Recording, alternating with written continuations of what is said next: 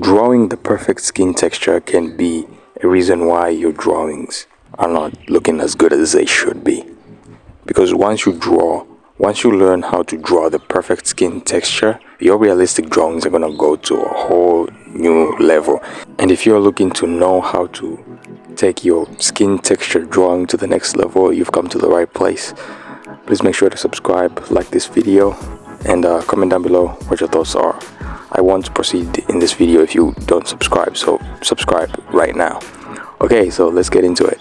Skin texture can be tricky, but one thing that made skin texture drawing easy for me, and this is just a personal preference by the way, when I shade and blend my pencils on paper, in that moment I'm like, I need to create something intricate in this piece.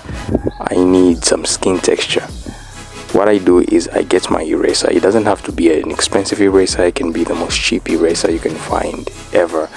I get my eraser and then I start bit by bit erasing just on top, just like that. This will create some kind of texture.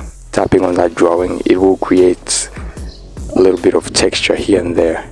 And then you're gonna wanna get your pencil and then go over on top and just create these little tiny details on top. You can also use a blending stump to do this. I actually prefer you use a blending stump because a blending stump is actually, so get a used blending stump, not a new blending stump, a used blending stump, and then make sure you're just tapping on top, just like that. And then that will create some kind of skin texture. This is really hard to explain, but I hope you guys are getting something out of this.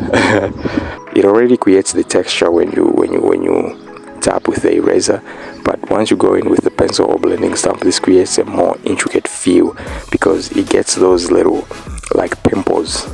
It makes them pop basically. So nobody's skin is actually perfect. No one has the smoothest skin texture. We all have texture, and that's the point of this whole video, to show you how to create that texture in a more intricate way. And you can play around with this. Obviously you don't have to do exactly what I do, but this was just to give you a little bit of an idea. Hope you like it. Subscribe. Peace out.